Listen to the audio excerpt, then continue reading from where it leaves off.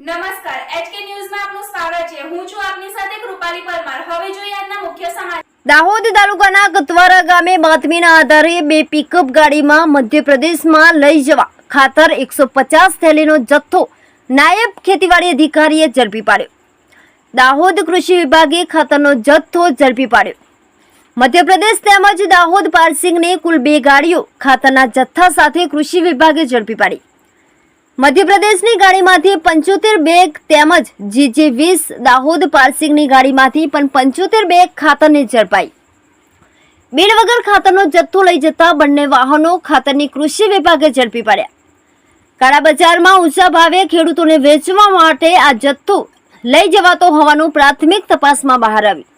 હાલ કૃષિ વિભાગે જથ્થો સીઝ કરી વધુ કાર્યવાહી હાથ ધરી। रिपोर्टर सोलंकी रोहित दाहोद जिला।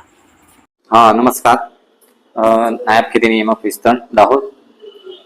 मुझे कतवारा गामे गई काले 12મી તારીખે આપણે 2 વાહનો જે પકડેલા છે ખાતરની બેગો કરેલા।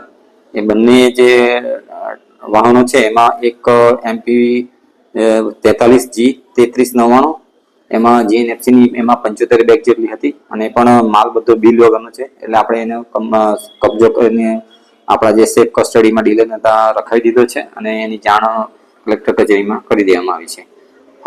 બીજો એક ટેમ્પો છે એ પણ કતવારાથી જ પકડાયેલો છે।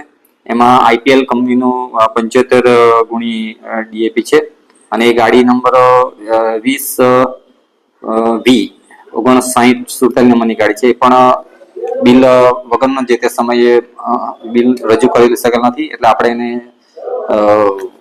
કાળા બજારે વેચવા માટે લઈ જતા એ રીતે શંકાના આધારે જપ્ત કરેલો છે અને એ જથ્થો પણ આપણે જે કતવારનું સંઘનું ગોડાઉન છે એમાં સીઝ કરીને રાખવામાં આવ્યો છે તથા એની જાણ પણ જે તે કલેક્ટર સાહેબ અને પોલીસ સ્ટેશનોમાં જાણ કરી દીધી છે।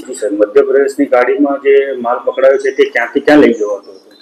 મધ્યપ્રદેશની ગાડીનો માલ છે ને એ લગભગ આપણે પીપળોદ આજુબાજુથી ભરવામાં આવેલો છે એવું લાગી રહ્યું છે પ્રાથમિક રીતે અને એ ખેડૂતોને ઊંચા ભાવે બોર્ડરના વિલેજીસમાં વેચવા માટે લઈ જતા હોય એવું લાગી રહ્યું છે।